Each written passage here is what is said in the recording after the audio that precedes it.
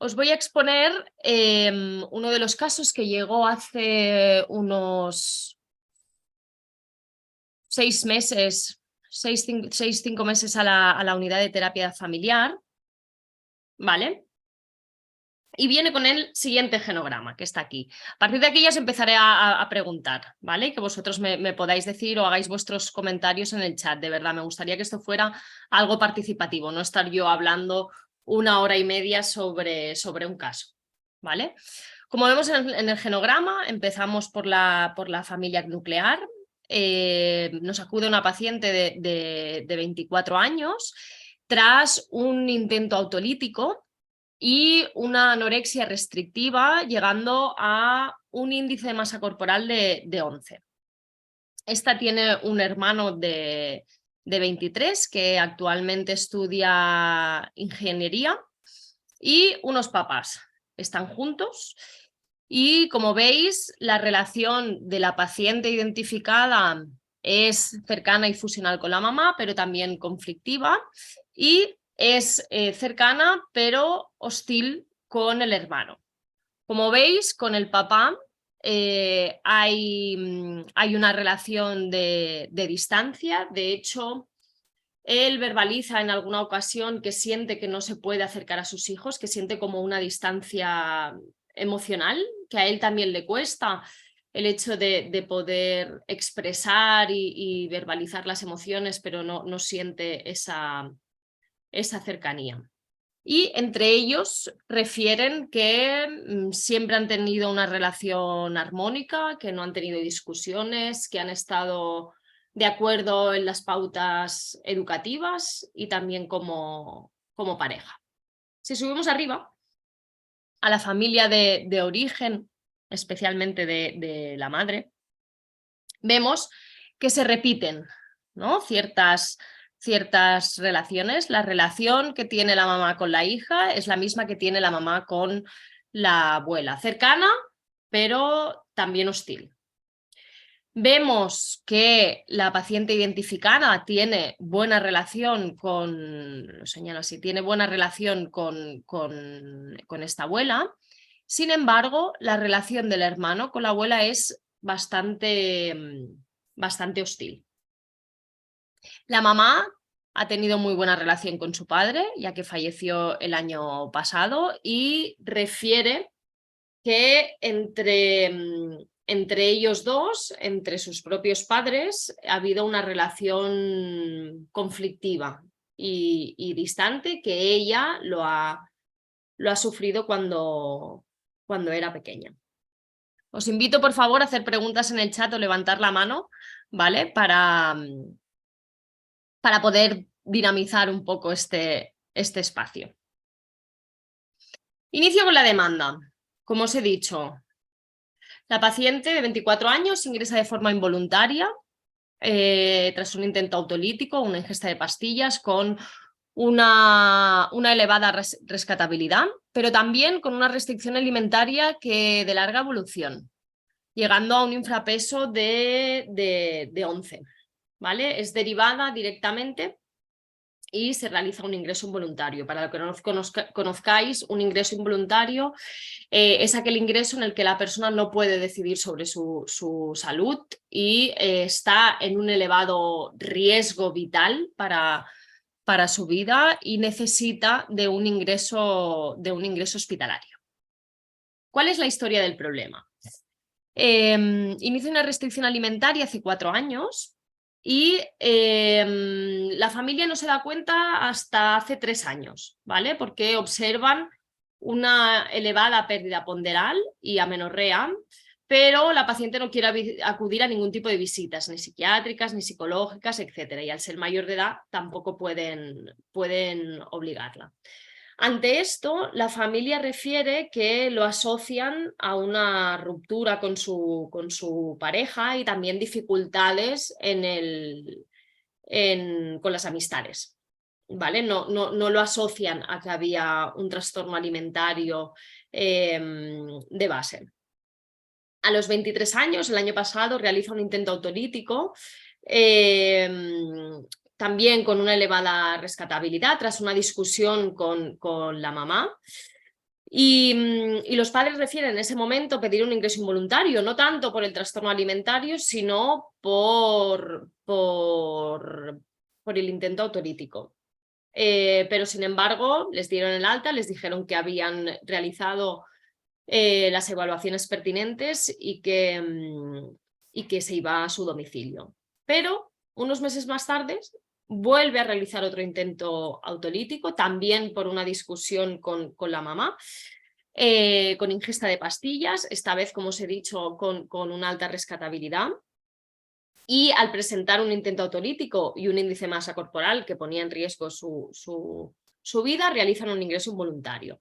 De ahí lo trasladan a uno de nuestros centros de hospitalización de ITA. Por quien no lo conoce, ITA es una red de centros de terapéuticos de hospitalización, de hospital de día y de consultas ambulatorias, en las que se trabaja de forma interdisciplinar y multimodal. Realizamos terapia individual, terapia grupal, terapia familiar, grupos multifamilias y también un acompañamiento socioeducativo. Por otro lado, tenemos las unidades de terapia familiar, que en el caso en el que el terapeuta considere que esa familia necesita una intervención intensiva a nivel familiar, nos las derivan. ¿Vale? ¿Ha levantado aquí la mano? Creo. Sí. ¿Le podéis dar paso a la persona que ha levantado la mano, por favor? Nicole, creo que ha sido. No aparece nadie aquí con... He visto, sí, Valentina. Pone, ha levantado la mano. ¿O soy yo que lo veo desde aquí? Ha levantado y la ha vuelto a bajar. Vale, perfecto, no seáis tímidos. Pues como os decía, ITA realiza una intervención interdisciplinar y multimodal, no solo a nivel terapéutico, sino también a nivel psiquiátrico, a nivel de hábitos saludables, a nivel de la adecuación y la reinserción en el mundo académico o laboral y también en el mundo social de forma progresiva. Entonces, intervenimos con todas las áreas de la persona, no solamente a nivel individual, sino con todas aquellas áreas que están afectadas o que la persona tiene afectadas, ¿no? Entonces, nuestro tratamiento es multisistémico por este motivo. De ahí, como os decía, llega esta chica, la verdad, con un estado de ánimo, con un estado bajo de ánimo, con cierta crítica hacia el intento autolítico y con una negación del trastorno de alimentación. Cuando vemos a los padres el primer día, cuando la terapeuta del caso, porque ya os digo, yo soy la terapeuta familiar, ve a estos papás y al hermano,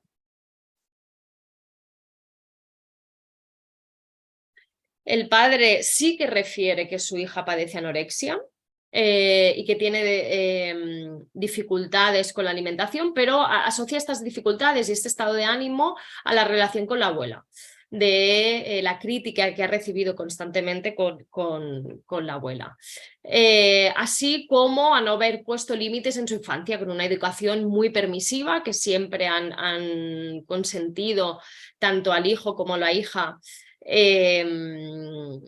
todo aquello que querían y ha tenido dificultades para poder ponerle límites. Y también atribuye los síntomas de estado de ánimo a la relación de pareja que tuvo anteriormente. La madre explica que el principal motivo del trastorno alimentario y los intentos de suicidio de su hija ha sido el estado depresivo y la influencia también, en eso está de acuerdo con el papá de su abuela, pero minimiza la sintomatología alimentaria. Dice que es causa del estado depresivo, ¿no? Que la depresión ha causado el trastorno alimentario.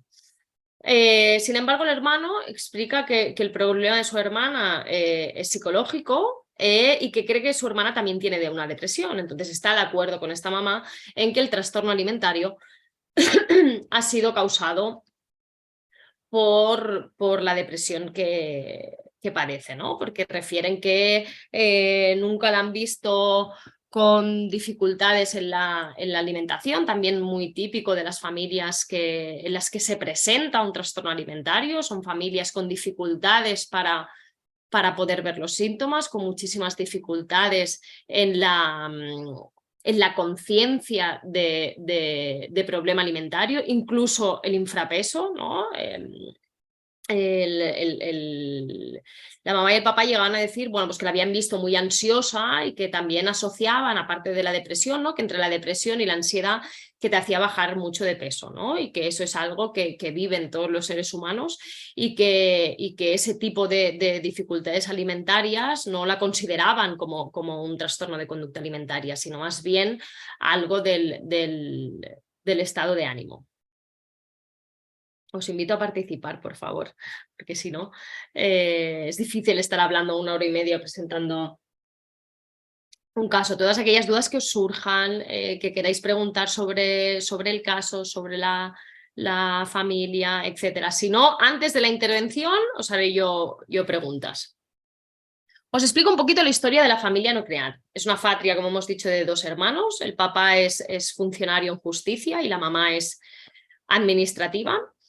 La mamá deja de trabajar para cuidar a los hijos y retoma el nuevo trabajo hace unos 5 años aproximadamente. Es decir, 1 año o menos de 1 año antes del inicio del trastorno de conducta alimentaria de su hija.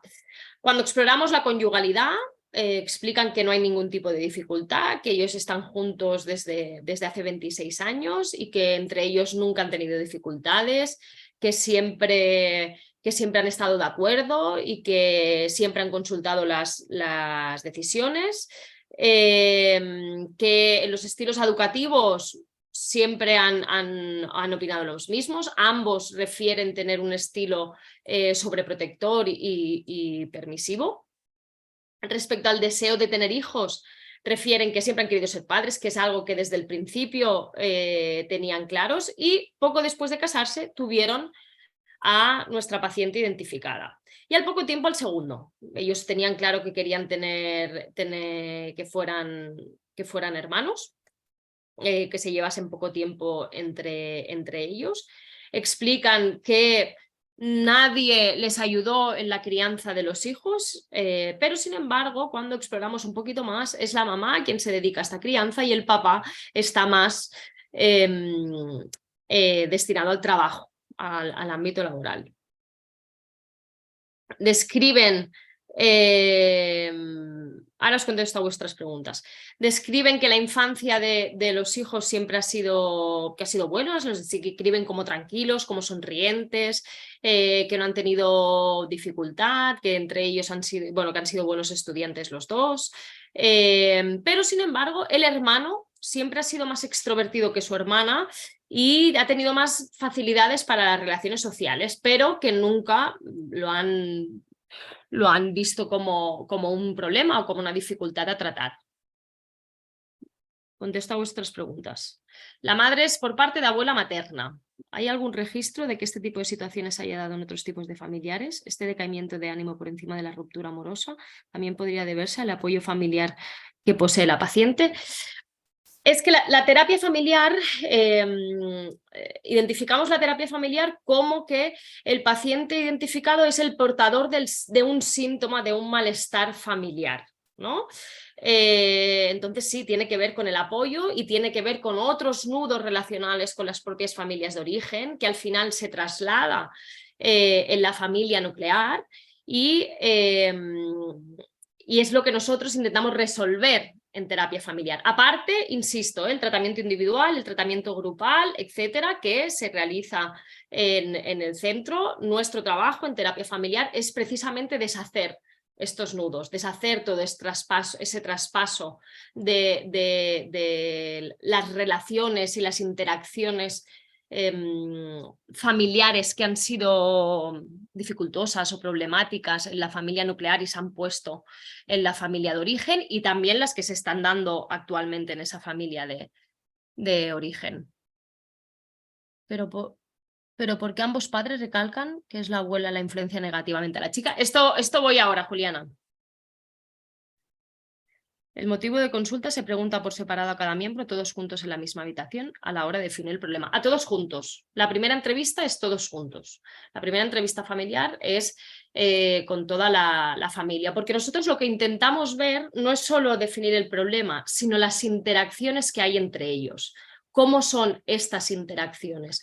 ¿Cómo se relacionan entre ellos? No vemos las cosas con una causalidad lineal, es decir, A-B, sino con una causalidad circular. Es decir, cuando le preguntas a mamá, estoy poniendo un ejemplo, cuando le preguntas a mamá, ¿dice el papá algo? No lo dice. Cuando el papá dice algo respecto a mamá, por ejemplo, ¿qué es lo que ha hecho la hija? ¿Qué es lo que ha hecho el hermano? ¿Están de acuerdo? Nosotros analizamos las relaciones entre ellos y, por lo tanto, necesitamos ver a todos los miembros en la misma habitación o en la misma sala. Creo que alguien había levantado la mano. ¿Puede ser? No, aún no. Vale. Mi consulta es que hay dos chats, ¿no? Como el de preguntas por un lado y el chat por otro. Exacto, sí. Si pueden hacerlo a través del chat de preguntas y respuestas. Sí, mejor, porque si no me... Dicha entrevista que se ha hecho sobre el núcleo familiar ha sido solo a los padres. No, lo hacemos todos. Lo hacemos todos juntos. Los hijos también identifican que están de acuerdo con los papás, están de acuerdo en que no han visto dificultades entre ellos, que ellos conciben su infancia como tranquila, como agradable, como feliz. Y la chica también refiere que su estado de ánimo es causa de la relación de pareja que tuvo en el pasado. ¿Cómo le ha afectado a los padres y a su hermano? ¿El qué? Exactamente. La sintomatología de la hija. ¿Cómo se podría conjugar la terapia familiar y la bioética en tema de principios, como el de la autonomía? ¿Cómo podríamos enseñar a los miembros a tomar decisiones más autónomas? Javier, precisamente este es el objetivo de la terapia. Es decir, que puedan ser más autónomos. Pero cuando estamos enredados en interacciones conflictivas o interacciones que tienen que ver con los papás, con su propia familia de origen, esta autonomía resulta muy difícil y a veces la sintomatología se presenta como una forma de no tener esta autonomía. Es decir, en las familias, por ejemplo, con trastornos de alimentaria, con trastornos de conducta alimentaria, por favor, haced preguntas en el chat de preguntas, porque si no, se duplica. En los trastornos de conducta alimentaria nos referimos a este tipo de familias como las familias congeladas, ¿no? Son familias que, hablo algunas familias, la mayoría de familias, no todas, pero muchas de ellas responden a este patrón, que es decir, que a través de la sintomatología alimentaria la familia se queda congelada en un ciclo vital, en el ciclo vital de familias con niños pequeños, ¿no? Que hay que nos haga regresar tanto a la infancia que ver a una mamá o a un papá intentando dar de comer a su hija, ¿no? Vemos que de alguna forma estas familias retienen la autonomía de sus hijas y los hijos participan en esto, no solamente es algo de los padres, es una retroalimentación entre todos, ¿no? Retienen esta autonomía y precisamente, Javier, el objetivo es este, el objetivo final es este. ¿Cómo llegamos a él? Es otra cosa, pero este es el objetivo final. A ver. ¿La paciente tiene antecedentes psiquiátricos en su familia? No. No hay antecedentes psiquiátricos. Sí que es cierto que cuando exploramos un poquito la familia de origen de la mamá, el padre refiere que esta abuela la siente, bueno, pues con dificultades emocionales, pero nunca ha habido ningún tipo de ingreso, ni se ha tomado medicación, etcétera. ¿Qué dice la paciente al respecto? ¿Cómo se siente? ¿Qué piensa al respecto? ¿Al respecto de qué?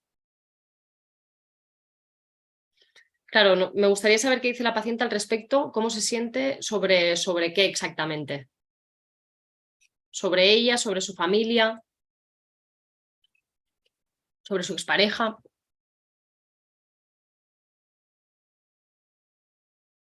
Vale. Seguimos, entonces. No. Hubo oportunidad de conversar con la abuela para... No, Sofía, no, todavía no. No hemos tenido la oportunidad de convocar a la abuela. Luego os explico por qué. ¿Cuál es la rutina de la paciente? Entiendo que en el centro, ¿no? Porque en el centro terapéutico de hospitalización, tenemos una rutina que está destinada al abordaje terapéutico y al abordaje educativo y social. Por una parte, trabajamos con terapias de grupo acordes a la sintomatología que presentan, como por ejemplo terapia emocional, terapia de habilidades sociales, terapia de trastornos de alimentación, etc. Y luego destinamos otra parte al ámbito social y educativo. Hay un psicopedagogo en el cual nosotros nos ponemos en contacto con el colegio y pueden seguir el curso académico dentro del centro en el que están hospitalizados. Entonces no es una dinámica de hospital, es una dinámica de reinserción y construcción a la autonomía, ¿vale? Pero con una intensividad en la terapia. ¿Ella ha hablado sobre cómo inició la restricción alimentaria? No, ella también lo asocia a, bueno, dejó un poco de comer, pero ya está, no lo veía importante. De hecho, entra al centro con muchísima negación de la sintomatología alimentaria. Ella dice que ella simplemente está triste y ya está. ¿La abuela está impidiendo esta autonomía de la chica? Indirectamente sí. Indirectamente sí. Os animo también a levantar la mano y escuchar vuestras voces, por favor. Vale. Si queréis sigo un poquito con la historia de la mamá y del papá.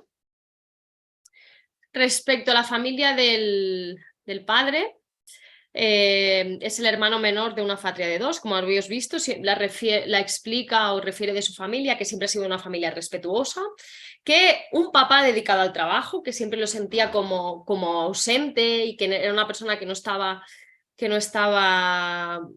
mucho en casa y por lo tanto se ha dedicado a trabajar y a mantener la economía familiar. Y una madre que se ha dedicado al cuidado de los hijos también, ¿no? Dicen que, bueno, siempre han sido una familia muy tolerable con todo, que no ha observado nunca que hubieran dificultades entre ellos, que no les ha observado nunca discutir, como que se complementaban muy, muy bien, ¿no? Un aspecto a destacar es estas dificultades en la expresión emocional, ¿no? Él también es consciente de esto, de que emocionalmente tiene dificultades para expresar cómo se siente o qué es lo que ha sentido, porque dice que en casa siempre tenían como el mandato de siempre teníamos que mostrarnos fuertes y tirar hacia adelante. No identifica ningún evento significativo de malestar, ni ninguna experiencia vital que haya sido traumática para él. Alguien había levantado la mano, pero no sé si la levantáis y luego os volvéis vergonzosos si la bajáis, pero por mí, si preguntáis y por todos, creo que muchísimo mejor. ¿Puede ser o no? Que hayan levantado y vuelto a bajar. No, no me sale que nadie haya levantado. Estoy viendo, ha levantado la mano, pero luego se para. Respecto a la familia de la madre, cuando la exploramos. Los padres se separan cuando ella era muy, muy, muy pequeñita. Debía tener unos 5 años, debido a lo que explica ella, al carácter difícil de la madre y una relación con otra mujer mucho más joven que el padre. Desde ese momento la mamá se queda a vivir con su madre, incluso a dormir con ella en la misma cama. ¿no? Ya vemos a una mamá que está parentalizada, que cuida de su propia madre siendo tan pequeñita, con 5 años. Siempre dice que ha sido una persona de muy difícil trato, ¿no? Que la define como una persona egoísta e interesada y que nunca ha pensado en el bienestar de sus hijos, que simplemente ha pensado en su bienestar.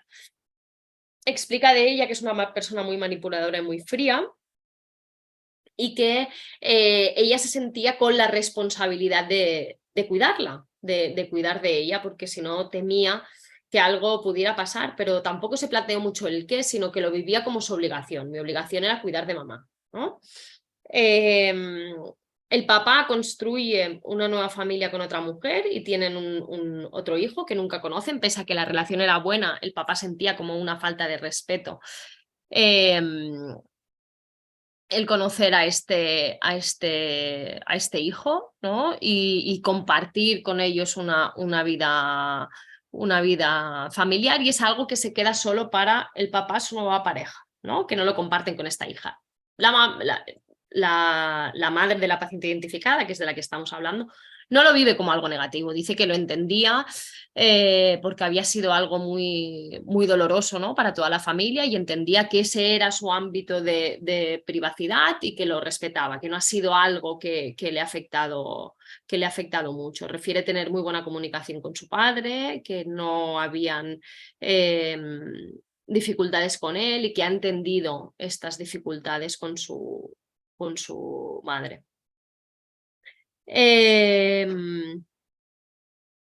Refiere que la madre, es decir, su propia madre, siempre se ha entrometido entre la relación de los propios padres y de sus dos hijos, haciendo comparaciones constantes respecto al amor, el cariño y respeto que tenían los padres por un hijo y por otro. Es decir, esta abuela siempre desde pequeñitos les decía a ellos que querían más a uno que a otro, que estaban más centrados en uno que en otro, ¿no? Que estaban más centrados en la hija y en el hijo y que no querían tanto a esta hija, ¿no? De hecho lo decía públicamente.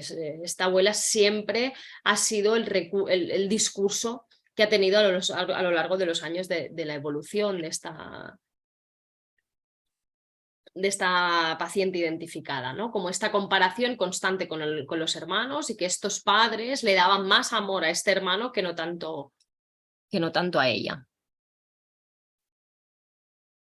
¿En qué momento el sentimiento de chica de no como mucho estoy triste empieza a ser un problema o a volverse una conducta? Pues empieza hace unos 3-4 años, ¿no? Pese a que los padres no identifican estas dificultades con la comida, sí que es cierto que hay una bajada progresiva, hay una bajada ponderal de forma progresiva. El estilo de crianza, como os he dicho, es sobreprotector y permisivo. Exacto. La abuela, al separarse del abuelo, influye en la propia madre, en la madre de la paciente identificada, y posteriormente con la nieta. ¿Ha tenido más relaciones amorosas? No, solo ha tenido esa. La abuela no criticaba por su físico, no la criticaba por su físico, la criticaba por su... De hecho, no la criticaba a ella, criticaba a los padres. A los padres les decía que querían más a uno que al otro, ¿no? Pero no ha sido un señalamiento hacia su físico, de que estaba gorda o de que era fea o de que... No, siempre ha sido desde la actitud de los padres que tenían con el hermano y no la tenían con ella. Es cierto que estos papás intentan ponerle límites a esta abuela, pero no lo consiguen. No consiguen, pese a decírselo e insistir en ello, no lo consiguen, y la abuela sigue y continúa con esta comparación constante. De hecho, la paciente identificada tiene una buena relación con esta abuela. Pero dicen que la familia es de siempre echar para adelante, no dejarse caer, las emociones las están bloqueando. Sí, así es, las emociones las están bloqueando. Por favor, recordad hacer preguntas en el chat de preguntas, porque si no, tengo que hacer con 2 chats. Insisto en que me gustaría poderos escuchar.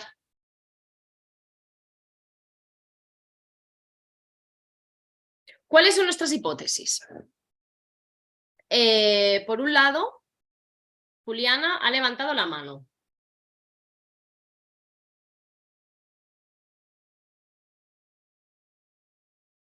Hola, Juliana.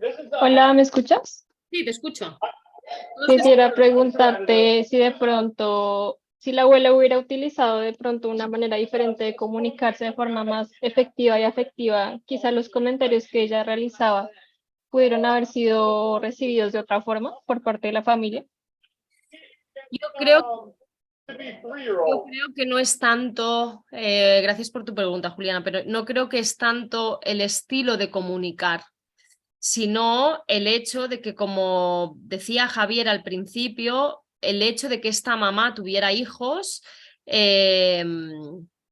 coartó el proyecto de autonomía de esta mamá, ¿no? Porque su misión y su mandato en la vida de la madre de la paciente identificada era cuidar de su madre. De hecho, lo dice, ¿no? A mi mamá le hubiera gustado que yo no hubiera tenido hijos, que no hubiera estudiado ninguna carrera y que me hubiera quedado eternamente cuidándola a ella, ¿no? Entonces, no sé si es tanto el estilo de comunicar, sino que esta mamá ha conseguido hacer una pseudo-autonomía con estos hijos y como vio que ya no iba a haber cierto cuidado, lo hizo a través de las hijas. ¿Sí? ¿Se entiende, Juliana? Sí, sí te entendí, muchas gracias. Vale. ¿Qué más? ¿Qué preguntas tenéis respecto al caso y toda esta información que os he contado? Que ahora viene la intervención. Exacto. Algunas pautas de crianza de la abuela. Exacto. Esta pauta, ¿no? de sobreprotección. La abuela tiene un apego ansioso y la mamá también. Sí, ambas. Y estas pautas de crianzas también fueron trasladadas a las hijas. Si das paso tú, que han levantado la mano. No sé si puedo dar. ¿Aló? Hola, Daniela. Hola. Bueno, tengo una pregunta. La abuela, digamos, la mamá era hija única. Sí, voy al genograma. Ah, Espera, voy al genograma de nuevo. sí, es que no me acuerdo bien ahí en el genograma. Sí, Ah, ya. Ujú. sí. Esta era hija única. Por lo tanto, su misión en la vida era Claro, cuidarla. Ujú. cuidarla, ¿no? Porque cuando su marido la abandonó por otra mujer, su misión indirecta tenía que ser cuidarla. Claro, claro. Ah, vale. Gracias. A ti. ¿Qué más? ¿Alguien más ha levantado la mano? Yo. Vale. Hola, buenas tardes. Bueno, yo tengo una duda. Más allá de las verbalizaciones que ha tenido la abuela hacia los padres de la consultante ha llegado a verbalizar como el hecho de que es que mi abuela tiene razón porque, o señalar como esa, sí, como volver a esas verbalizaciones que vienen de la abuela materna, como recriminarle a sus padres. No. Ella refiere que es algo que lo ha influido a lo largo de este tiempo, pero no siente que la hayan tratado igual, ¿no? Sí que es cierto que antes de ingresar, sí que es cierto que habían muchas discusiones por ello, ¿no? Pero era más las verbalizaciones de la abuela que no tanto que los padres hubieran tenido una actitud injusta, ¿no? Con esta hija, porque los límites se los ponían a los dos por igual, tenían el mismo estilo de crianza, ¿no? Y con el trabajo en terapia familiar, ella también se ha dado cuenta que era más este mensaje que tenía detrás de la abuela que no tanto algo que los papás hayan hecho. Lo que pasa es que este juego relacional, la hija también lo utiliza para conseguir algo, que es que su mamá esté cerca de ella y más lejos de su hermano. ¿Sí? ¿Me explico, Maura? No hay diferencias, pero sí que influye en el juego relacional. O sea, todos son partícipes en esta relación. No es tan Ok. bidireccional, sino entre todos. Vale, gracias. A ti. Hernán Sánchez. A ver.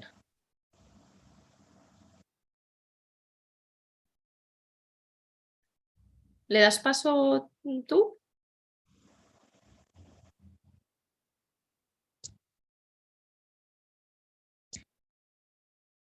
¿No? Sí, sí, a ver. Ah, vale. Oh, ¿se me escucha? Sí, se te escucha. Hola, buenas Hola, Hernán. tardes. Quería saber, porque han mencionado unas cositas y bueno, dentro de la pregunta que iba a formular mientras que hablaba, me vino otra cosa a la cabeza porque decía de que esto lo utiliza la hija para mantener, como quien dice, apegada a su madre. Esto sería un tipo, no sé, de condicionamiento desde la abuela que ha recaído ahora hacia ahora la paciente, desde la madre hacia ahora la paciente. Es un juego relacional, porque gracias a esto, ¿no? O sea, consigue que la madre esté más cerca, el padre puede repetirse, permitirse lo que hacía en su familia de origen, que es dedicarse al trabajo y no estar tan implicado en la educación de los hijos, y que este hermano se alíe también con este papá, ¿no? No es tanto un condicionamiento causal, sino relacional, ¿no? Ok. O sea, cuando esta hija consigue acercarse, da igual por dónde se empiece, ¿eh? Cuando esta hija consigue acercarse más a mamá, el papá se aleja más y el hermano se acerca más a papá, ¿no? Se generan como dos equipos familiares. Entonces, el movimiento de uno altera el movimiento de los otros. ¿Sí? ¿Me he explicado? Sí, sí, perfecto. Vale. Muchas gracias. A ti. A ver. Hay más participantes por aquí. Me gusta que os animéis a preguntar.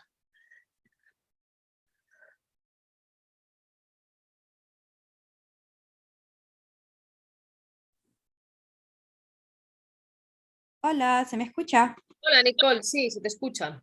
Ah, ya, perfecto. Sí, a ver, yo tenía como una pregunta, o sea, sí, como una pregunta en el tema de la abuela, o sea, ella quiere tener a su lado tanto a la madre como a la nieta, ¿verdad?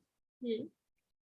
Mi pregunta es, ¿cómo es la relación de la abuela con el padre de la paciente?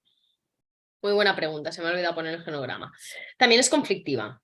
De hecho, el padre es el que marca más límites a esta abuela y esta abuela no los respeta, ¿no? Le dice, bueno, que él no es su hijo y por lo tanto que ella puede seguir haciendo lo que quiera.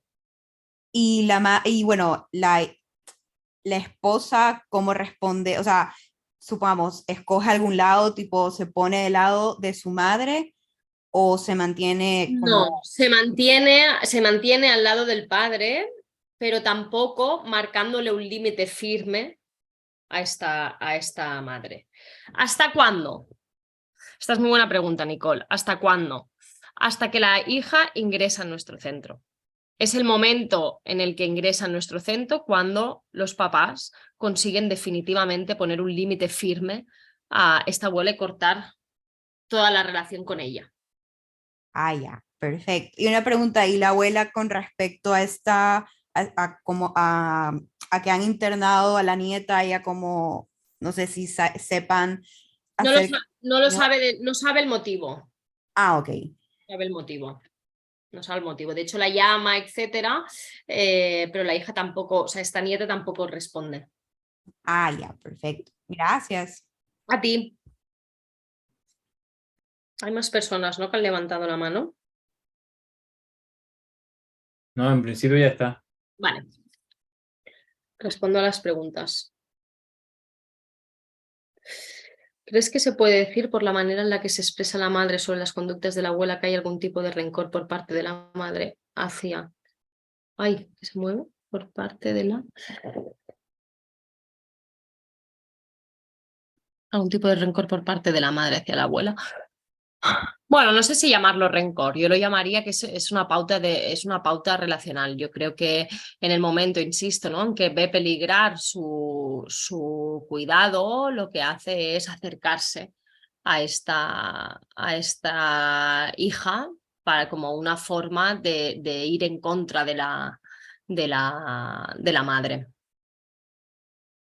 ¿Cómo afecta el apego ansioso de la hermana con la madre a su hermanito menor? Claro, es que entre ellos no tienen buena relación, ¿no? Bueno, tienen una relación cercana, pero también conflictiva.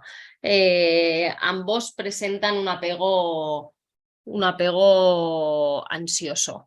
El hermano es cierto que lo vive de forma negativa, pero hay una parte en la que siente que se puede acercar a este padre, ¿no?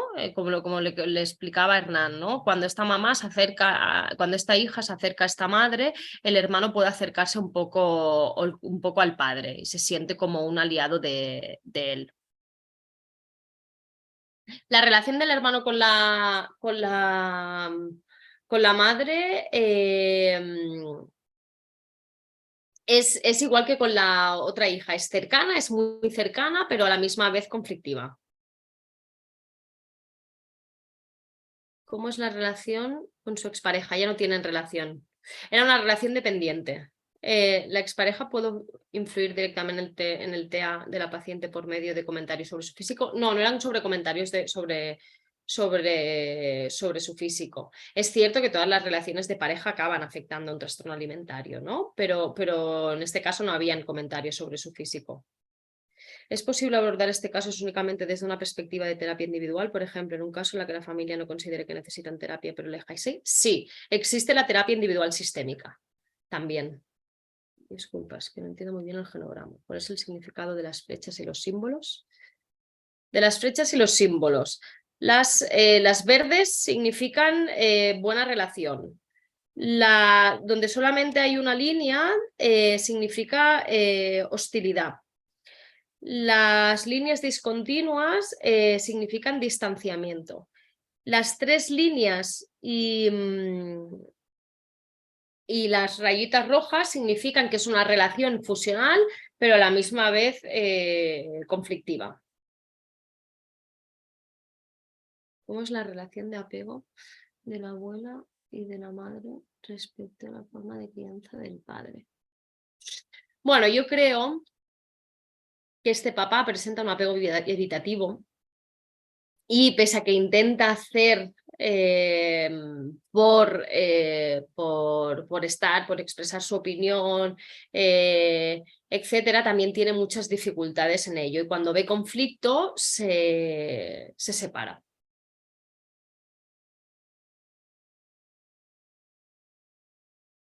No digo que las rupturas de pareja no afecten de una forma de un trastorno alimentario. Afectan como ruptura de pareja, sea en un trastorno alimentario o en cualquier otra dificultad. Una ruptura de pareja no deja de ser un duelo y afecta en todos los casos.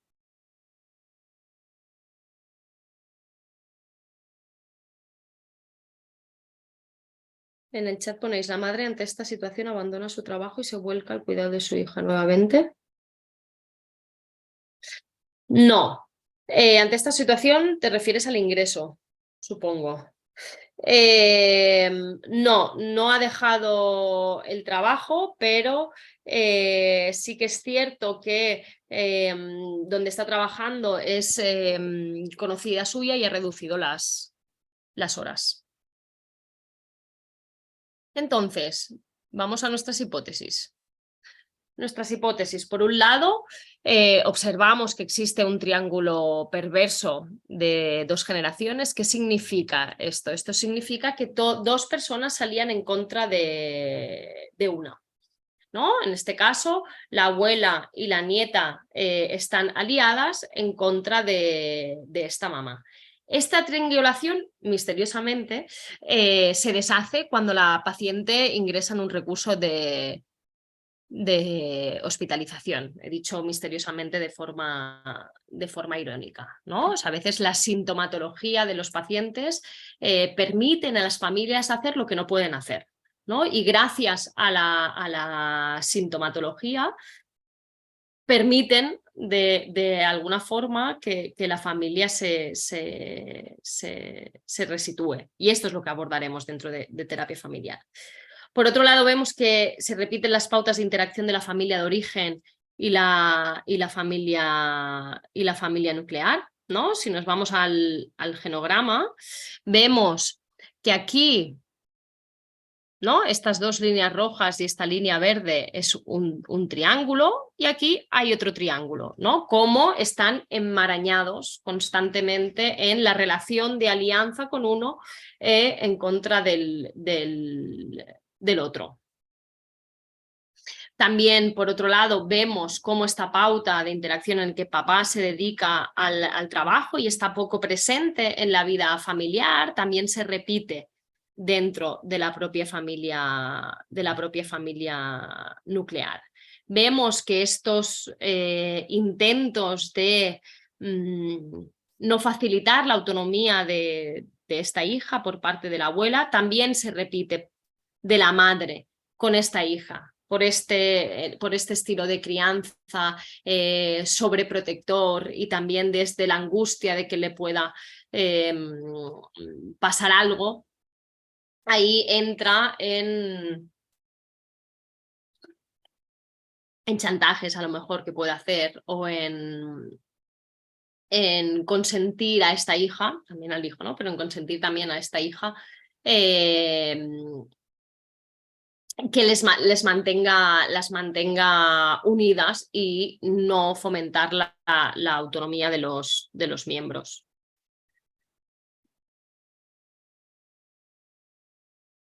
¿Cuál es el motivo por el cual los padres mencionan a la expareja de la chica? ¿Este tuvo relación cercana a la chica en un tiempo aproximado en el que ella entró en hospitalización? No, fue mucho antes de la hospitalización, fue mucho tiempo antes. Por otro lado, vemos que hay dificultades conyugales enmascaradas que se traspasan a la parentalidad, ¿no? Es típico de familias de trastornos alimentarios en las que se presentan como ausente de problemas, como que no hay dificultades entre ellos, como que tienen una conyugalidad armónica, pero sin embargo, cuando la intervención se hace, se empieza a investigar, a ver, a trabajar con ellos cómo es esta conyugalidad, se empiezan a ver desacuerdos, empiezan a haber dificultades, ¿no? entre ellos que indudablemente se traspasa a la parentalidad. Ya he contestado las preguntas, es que me sale aquí. ¿Cómo ha sido esta intervención? Por un lado, yo creo que esto para todas las familias con trastornos alimentarios. Estas familias necesitan mayor tiempo de acomodación. ¿Qué significa? El primer paso para la terapia familiar es la acomodación. Es decir, que la familia confíe en nosotros. No que el paciente confíe en nosotros, ¿no? Sino que todos los miembros confíen en nosotros, que haya una alianza terapéutica familiar con todos los miembros por igual. Lo que decimos en terapia familiar es que ni los buenos son tan buenos ni los malos son tan malos, ¿no? Por lo tanto, cada perspectiva es diferente según las gafas que se pongan. Entonces, un terapeuta familiar tiene que estar ahí acomodándose a esta familia y a lo que te presentan. Observando cuáles son las interacciones conflictivas, cuáles son las dificultades entre ellos, pero sí que es cierto que la acomodación, el proceso de acomodación es mucho más elevado, insisto, por esta necesidad de tener alianza con todos los miembros por igual, no con unos más que con otros, porque entonces si no entraríamos nosotros en el mismo juego relacional, que sería aliarnos con los padres en contra de la hija a lo mejor, o aliarnos con la hija en contra de los padres, ¿no? Entonces nosotros tenemos que mantener nuestro principio de neutralidad con todos los miembros.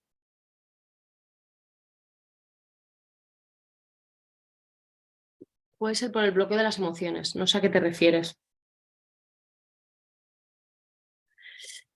No, la paciente refiere haber desarrollado sus síntomas debido a sus síntomas de estado de ánimo, a muchos factores, entre ellos también la ruptura con esta pareja. Entonces, como os decía en la intervención, como hay conflictos negados, hay dificultades en la expresión de las emociones, muchas de estas familias se presentan, insisto, como carente de problemas, como carente de dificultades, incluso en su narrativa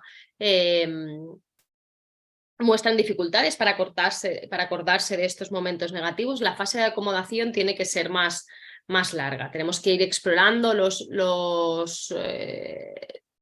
las interacciones entre unos y otros, cómo son, qué pasa, cómo afecta cuando un miembro habla al otro, cuando un miembro habla a uno, cómo le afecta al otro, ¿no? Y cómo es esta pauta de interacción que se repite. Así como ver los conflictos negados. Por otro lado, observar los isomorfismos entre la familia de origen y la familia creada, es decir, ¿qué se repite? ¿Qué se está repitiendo en esta familia? Y hay una pregunta que nos resulta muy útil para hacer hipótesis familiares, que es ¿para qué es útil el trastorno alimentario en esta familia? ¿Para qué les está siendo útil?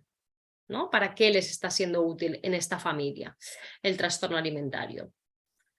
Cuando seguimos esta fase de acomodación, que en esta familia duró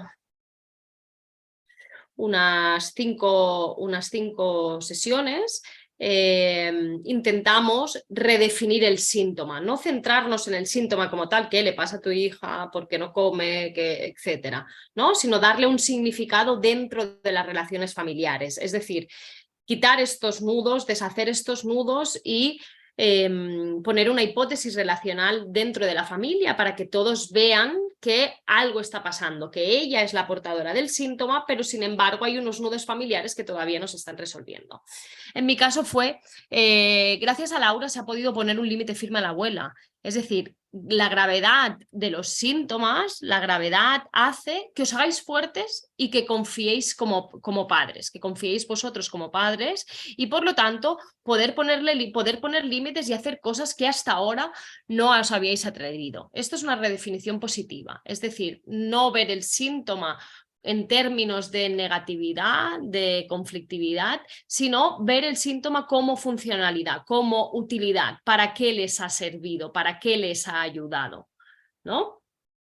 Y por otro lado, a partir de esa acomodación, empezamos a hacer sesiones separadas. Por un lado, para trabajar la conyugalidad, porque cuando en esta fase de acomodación empezamos ya hay más alianza con la familia y empezamos a ver las dificultades en la conyugalidad, los citamos para trabajar esta conyugalidad, esta disarmonía entre ellos, y por otro lado, por la fatria, ¿no? Para que una no luche con la madre y el otro salíe con el padre y hagan dos equipos, sino que puedan recuperar el subsistema fraternal, el subsistema de hermanos, en esa cooperación, en ese compartir y que otra vez volvamos a deshacer los nudos y la jerarquía dentro del sistema familiar se restaure.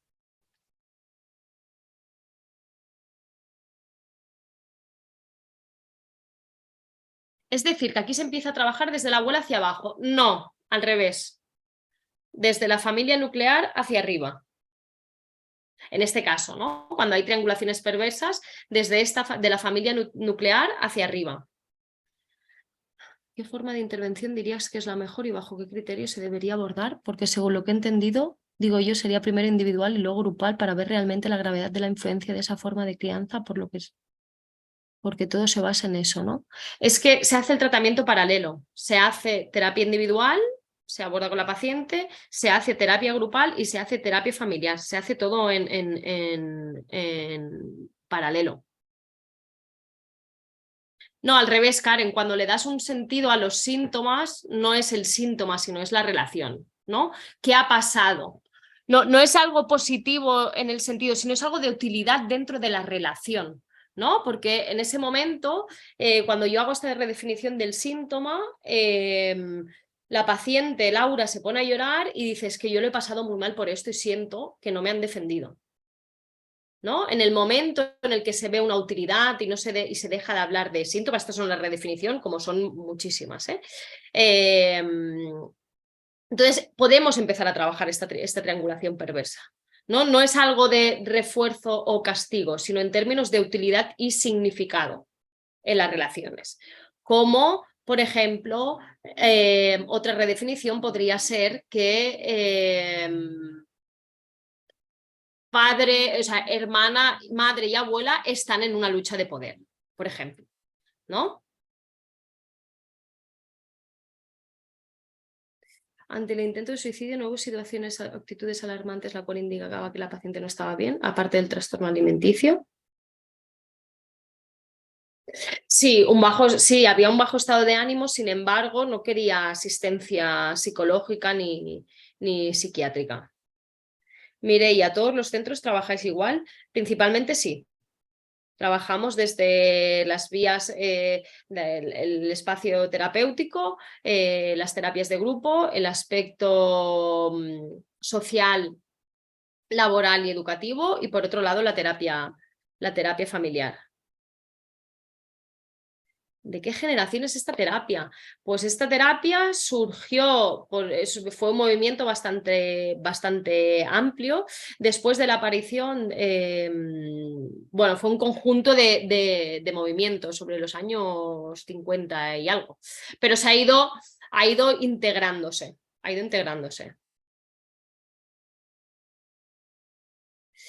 Se asimila a la... ¿Me puedes decir qué significan estas siglas? Porque no las conozco.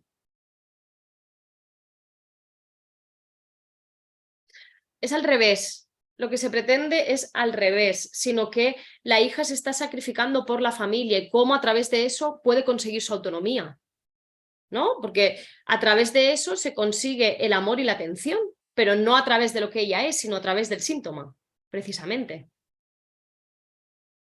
Sí, queda grabado, María José. Sí, queda descartado cualquier tipo de abuso sexual.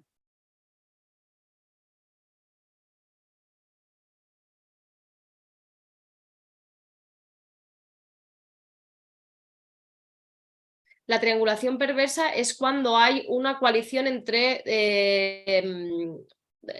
dos generaciones, es decir, la abuela y la nieta en contra de la madre. ¿Qué quiero decir con ello? Ay, perdón. Vale, respondidas. Es que...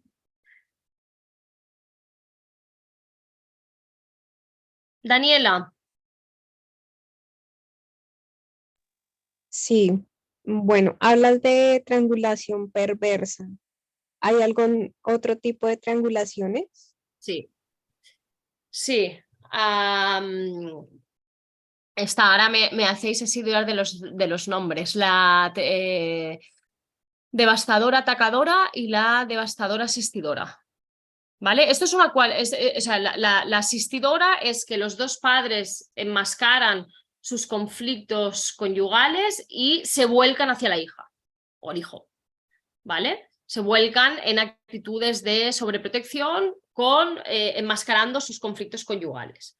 Y la atacadora es que enmascaran los conflictos conyugales atacando el hijo. Esto es más propio de los pacientes, porque tenemos los pacientes con trastornos de conducta. Y la asistidora es más con pacientes de trastornos con alimentación. Esto ha sido un breve resumen de cómo se interviene con... perdón, Daniela, ¿ibas a decir algo? Vale, no, gracias. A ti. Es un breve resumen de cómo se interviene y cómo es el pensar sistémico, pero es una especialización con unas teorías, con una forma de pensar y de trabajar los casos, ¿no? De forma diferente. Os he intentado hacer un breve resumen de cómo pensar en sistémico y cómo intervenir en sistémico, pero lógicamente llevamos 6 meses de terapia, ¿no? Es muy difícil resumir en una hora qué es lo que hemos hecho, y es muy difícil también explicar cómo es este pensamiento sistémico en una hora. Ha levantado la mano Helen.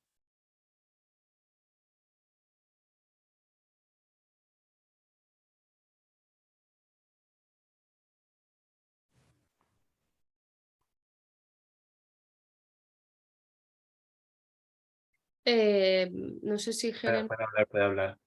Ah, vale. Helen, te escuchamos. ¿Ya me escuchan? Sí. Ah, sí. Mi pregunta era que, pues digamos, como que lo que estás mencionando se parece mucho a lo del TBRI, que prácticamente es la intervención relacional, ¿no? Basada en la confianza. Por eso, pues, pregunto si hacia asimilación, ya que pues también es una intervención bastante curiosa. Pero no O, es... Dime. no, es eso. No, decía que no es exactamente lo mismo. No es exactamente lo mismo, pero insisto, tendríamos que entrar en explicar cuáles son los principios de la terapia familiar, y aquí os he intentado hacer un breve resumen del caso. Si quieres, Helen, me escribes un correo y posteriormente yo te respondo o te paso información al respecto, porque no es exactamente lo mismo.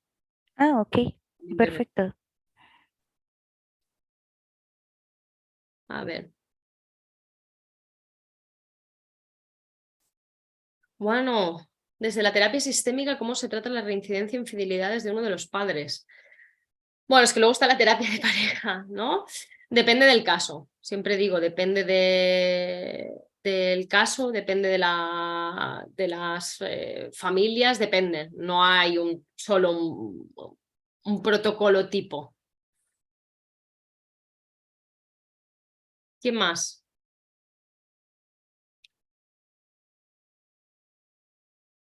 Veo que levanta la mano, pero...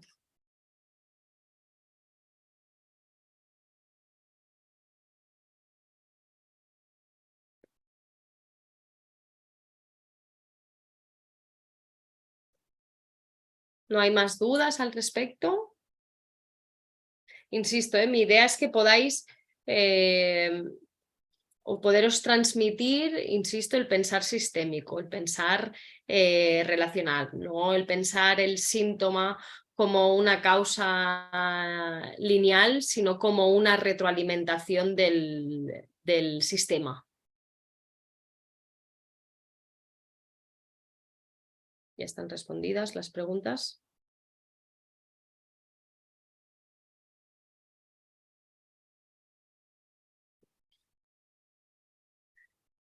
Ah, que estáis aquí. ¿Qué línea tomar si la familia desiste del acompañamiento? Bueno, hay muchas formas de hacerlo. Existen las cartas terapéuticas, por ejemplo, convocar a las familias por carta, el replantearnos para qué, ¿no? ¿Qué está pasando en esta familia para que no quieran acudir? ¿No? ¿Qué les está pasando como familia? No como individuos, sino como familia. Y entender las razones profundas de para qué no, ¿no? ¿Qué les está pasando? El trabajo con dicho triángulo se puede abordar de diferentes formas. Dentro de estos 6 meses de terapia se hizo también una convocatoria con los padres en las que se trabajó estas dificultades para poner límites. Espera, es que estoy leyendo otra pregunta. Vale. Y se trabajó para las propias dificultades que están teniendo ellos con la abuela, ¿no? Que si esta chica vuelve a salir, hará porque está hospitalizada, pero cuando salga, ¿qué pasará? ¿No? ¿Qué pasará? ¿Cómo limitarán? ¿Qué conflictos no hay resueltos en sus familias de origen? No, la chica no quiere llegar a través del síntoma a la autonomía.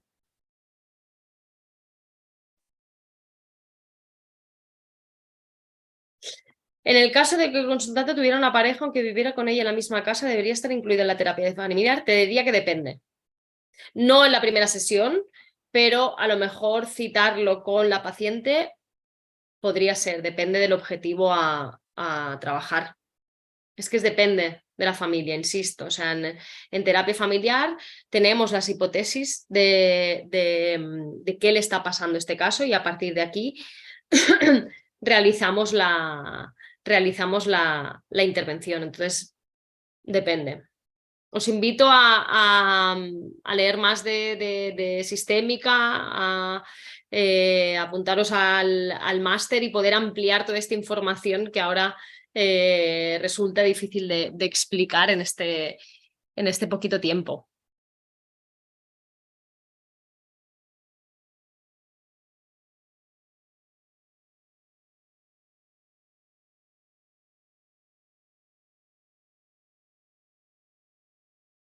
No entiendo la pregunta que se hace dentro de la terapia individual en este caso.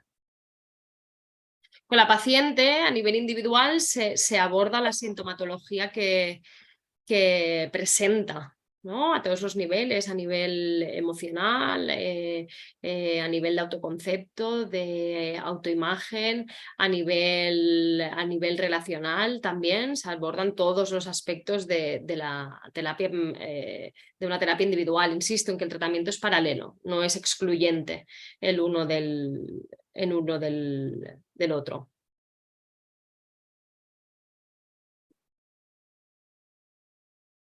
Bueno, si no tenéis más preguntas, si queréis me podéis escribir para resolver las dudas de que tengáis o los intereses y también podéis ver la información del máster en la página web.